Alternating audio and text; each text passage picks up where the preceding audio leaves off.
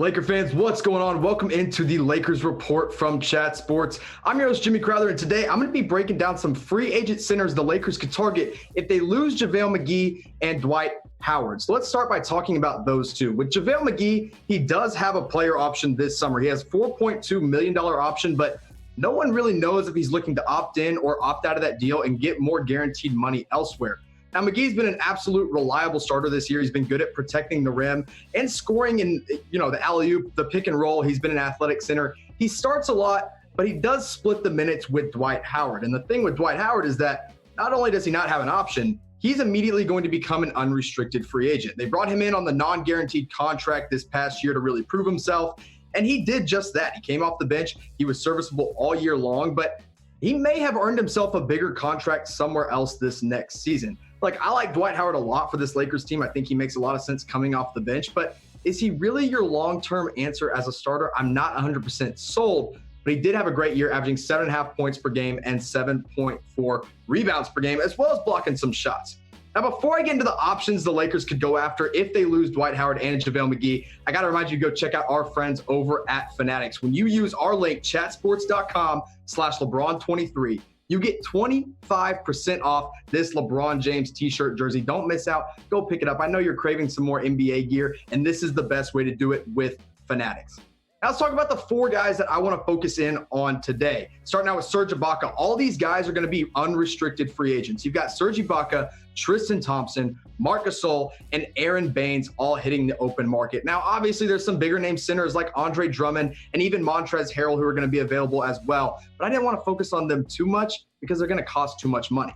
But which free agent center would you most like to see the Lakers land this summer? Maybe it's one of those four guys. Maybe it's a guy that I didn't even mention. If I'm forgetting someone, just let me know who it is in the comment section below. Let's start off with this guy, Serge Ibaka of the Toronto Raptors. He's now an NBA champion, but he's going to be hitting unrestricted free agency this summer. Look, the dude's just 30 years old, which I forget because he's in his 11th season in the NBA. It seems like he's been around forever, but the best thing about Ibaka is that move to center instead of just power forward has really revived his career. This year, he's averaging 16 points per game and 8 rebounds. Now, he's not blocking as many shots as he once did, like in his days in Oklahoma City. He's only blocking 0.8 per game, but he's still shooting 39.8%, which is elite for a stretch 5 or a stretch 4 even. So you look at the minutes he played as a power forward in 2017, 2018. That's when he was spending most of the time at the 4 position. You see almost all of his numbers are down besides the blocks per game.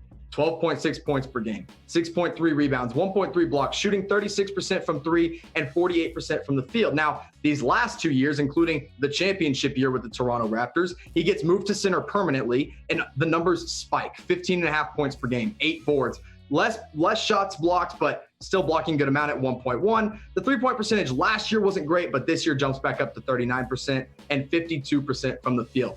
I'm a big fan of Serge Ibaka. I like the fact that, again, he's just 30 years old. He's not going to break the bank when it comes to becoming a free agent. You're going to be able to sign him for a pretty good amount. I am a big fan of what he could do in Los Angeles, especially next to Anthony Davis at the 5 position. Now, guys, if you want more Lakers coverage, which I know you do, all you got to do is hit the big red subscribe button down below. Subscribe to youtube.com/LakersTV. We're doing all Lakers coverage all the time. Help us get to 13,000 subscribers as soon as possible. Guys, let's keep talking here about the centers. Tristan Thompson of the Cleveland Cavaliers, another guy who's going to be hitting unrestricted free agency. Now, of course, we already know he has experience playing with the King. He played with LeBron in Cleveland, won that 2016 NBA championship there. And the best part about Tristan Thompson is that he is one of the best, the absolute best offensive rebounders in the game today, which I'll talk about here in just a minute. But let's look at his numbers as a whole. He's averaging a double-double at 12 points per game and 10.1 rebounds per game. A decent passer at 2.1, nothing super special there because he is a big man. Shooting over 50% from the field as well. Now, he's tried to stretch the floor a little bit and shoot from beyond the three-point arc, but nothing really impressive there. Nothing we want to see him doing on a regular basis. But I said he's one of the best offensive rebounders in the game. Let me show you exactly why. Look at Andre Drummond, now his teammate, which is kind of ironic. He has 250 offensive rebounds total, and then Hassan Whiteside up there right next to him at 244. They lead the league. But just behind both of them is Tristan Thompson at 226. I feel like he doesn't get talked enough about as an offensive rebounder. And then followed behind him, Rudy Gobert and Steven Adams. Now, here's the deal with Tristan Thompson. He was almost bought out by the Cleveland Cavaliers anyway this year. I think the Lakers might have shown some interest if he was, but he wasn't. Now he becomes a free agent. Now the Lakers do have a chance to go out and get him at what I would expect to be a pretty cheap deal because he's already made his big money. Now he's going to go look somewhere to win and somewhere where he can contribute like the Los Angeles Lakers. But would you want your Lakers to sign Tristan Thompson? Type Y for yes, type N for no. Just let me know in the comment section below. If it's yes, let me know why. If it's no, let me know why. Because I don't see a downside to signing Tristan Thompson unless he's just demanding way too much money. Now, one guy I don't expect to demand a lot of money this year is another Toronto Raptor in Marc Gasol. Again, another unrestricted free agent. But the biggest thing about Marc Gasol, the reason I don't think he's going to be making a lot of money this summer is because he's been battling injury these past 2, even 3 years. Now, this year, not as bad. Last year, really, really bad. But the good thing about Gasol that we all know is he is still a reliable three-point shooter. This year, his numbers were way down because Toronto has really committed to that front court of Pascal Siakam and Serge Ibaka. He's averaging 7.6 points per game, 6 boards, 3 assists. We all know Marc Gasol is one of the best passing big men of all time. And then you see it right there, the three-point percentage at 40.2%. I know the numbers aren't all that impressive, but the most impressive part about Gasol is his shooting. When you look at guys that are 6'11 or taller, there's only 4 of them that are shooting above 40% and are doing it at a consistent basis. Now, there's other guys who have made 1 or 2 threes. I'm not counting them. These are guys who have made at least 50 threes this year.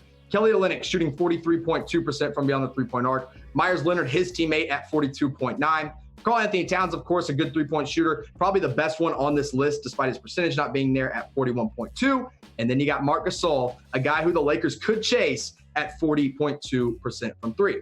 Now, Gasol's probably going to be the cheapest option on this list for the Lakers because he is older. He's about 35 years old. He's been battling injuries, and he hasn't really contributed at an elite level this year. But shooting-wise, Marc Gasol can do it, and I think that is a great reason that he would be a great fit next to Anthony Davis, a great fit next to LeBron James, a great fit even with Danny Green in the lineup. That's 2 elite three-point shooters right there in Danny Green and Marc Gasol.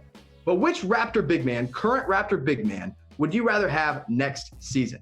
Type S for Serge Ibaka, type M for Marc Gasol. Now, here's the biggest thing. Serge Ibaka right now, yes, he's definitely the better player, but he's going to cost a lot more than Marc Gasol is going to in the open market. So maybe you want the cheaper, older, more reliable guy in Marc Gasol. Maybe you want the younger piece in Serge Ibaka. Just type the S or type the M down below in the comment section.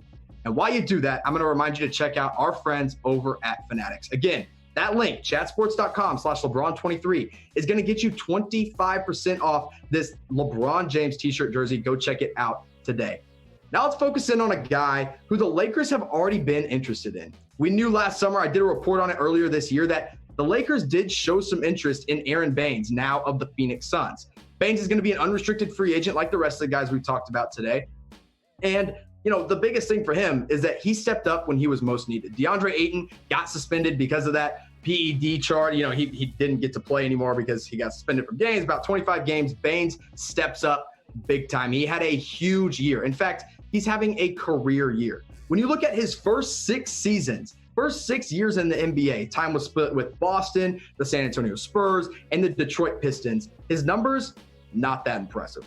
5.4 points per game, 4 rebounds, not even a full assist, shooting less than 30% from 3. And the field goal percentage, you know, was still up around 50%, but it's because he wasn't playing all that much at all. Now, on the other hand, he comes into Phoenix. He's basically the starter from day one because DeAndre Ayton is out for so long, and he's averaging 11.5 points per game, 5.6 boards, and shooting over 35% from 3. This is another guy who could come in and stretch the floor right away. And not only can he stretch the floor, but he can bang down low as well. You know, you want Anthony Davis having to chase around those 4s.